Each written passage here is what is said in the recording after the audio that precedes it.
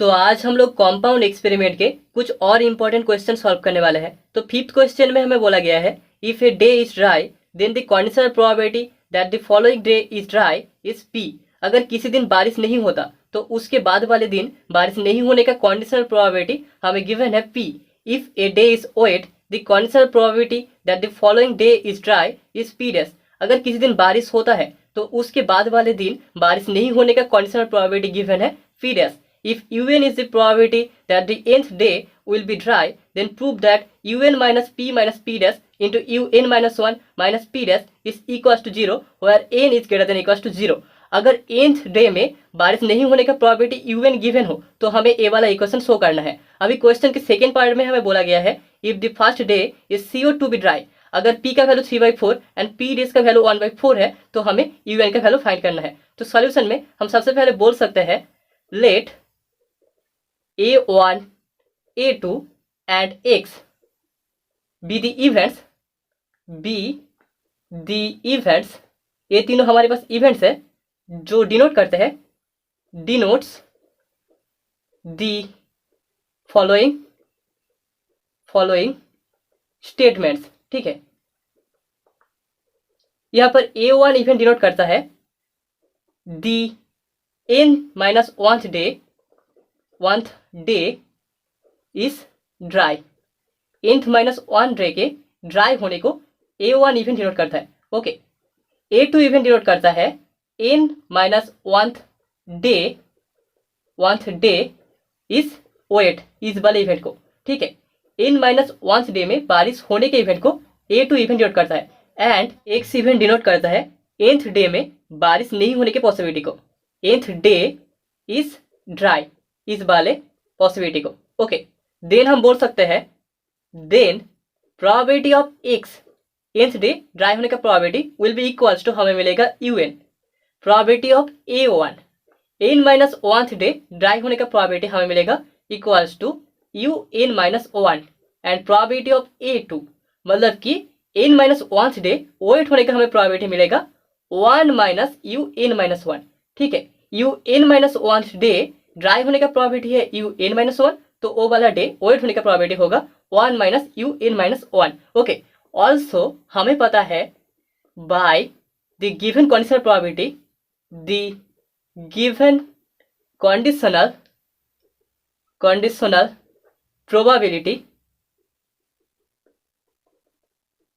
Probability of x given A1। अगर A1 event occur करता है तो x का प्रोबेबिलिटी हमें गिवन है p and probability of x given A2 is equals to p dash.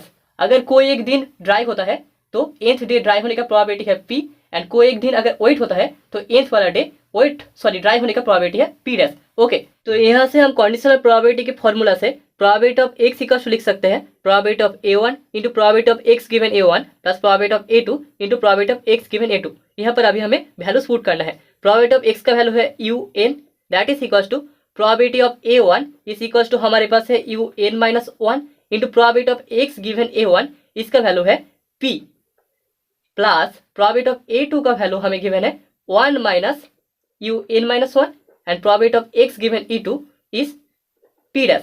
Okay, और इसको हम लिख सकते हैं un minus 1 into p minus p dash is equals to 0 और यही हमारा रिक्वायर्ड प्रोबेबिलिटी है। ओके, जहां पर where n is greater than equals to 2। n का वैल्यू 1 नहीं हो सकता क्योंकि अगर 1 होगा तो ये u 0 हो जाएगा। ओके, तो n का वैल्यू हमेशा ग्रेटर देन इक्वल्स टू 2 होगा और हमें पहले पार्ट में यही शो करना था। तो अभी क्वेश्चन के सेकेंड पार्ट में हमें un का लिमिटिंग वैल्यू फाइंड करना है और हमारे पास p equals to 3/4 and p dash equals to 1/4 given है और ये वाला इक्वेशन हमने अभी शो किया है। यहाँ पर अगर हम p एंड p डैश का वैल्यू पुट करें तो हमें मिल जाएगा un माइनस 1 इंटू p का वैल्यू है 3/4 माइनस 1/4 माइनस p डैश का वैल्यू है 1/4 इज इक्वल्स टू 0 और इसे हम लिख सकते हैं 4un minus 2un-1 minus 1 is equals to 0। अभी यहाँ से हम एक ट्रिक यूज करना है क्योंकि हमें un का लिमिटिंग वैल्यू फाइंड करना है, इसलिए इस इक्वेशन को हमें एक जनरल फॉर्म में ले जाना होगा। ठीक है, तो इसलिए हम both side two to the power n minus one से मल्टीप्लाई करेंगे तो हमें मिल जाएगा 2 square into two to the power n minus one, that is two to the power n plus one into u n minus 2 into two to the power n minus one, that is two to the power n into u n minus one minus two to the power n minus one into हम इस one को लिख सकते हैं 2 minus one is equal to 0। यही हमारा general form है, ठीक है। ये वाला पार्ट आपको याद रखना है। और इसे हम लिख सकते हैं two to the power n into 2un minus one is equal to to the power n minus one into 2un minus one. Okay, now putting n minus one for n हमें मिलेगा two the power n minus one into 2un minus one is equal to the power n minus two into 2un minus two minus one. Similarly putting n minus two for n, अगर हम n की जगह पर n minus to put करें तो हमें मिल जाएगा two the power n minus two into 2un minus two minus one is equal to the power n minus three into 2un minus three minus one. Similarly इस process को अगर हम continue करें तो हमें n की जगह पर अगर 2 पुट करें तो हमें मिलेगा putting 2 for n we will get 2 square into 2u2 minus 1 is equals to 2 into 2u1 minus 1, ठीक है। Now multiplying above result, multiplying above result we get हमें मिलेगा 2 to the power n into 2un minus 1 is equals to 2 into 2u1 minus 1, ठीक है। बाकी सारे terms cancel out हो जाएंगे। यहाँ पर 2 to the power n minus one into 2un minus two minus one, इसके साथ ए वाला टर्म कैंसिल आउट हो जाएगा, इसके साथ ए वाला टर्म कैंसिल आउट हो जाएगा, तो हमें a equals to 2 into 2u1 minus one ये वाला टर्म मिलेगा। अभी क्वेश्चन में हमें श्योरली बोला गया है पहले दिन बारिश नहीं होगा। Since first day is sure to dry, तो हम बोल सकते हैं u1 का वैल्यू इक्वल्स टू 1 होगा।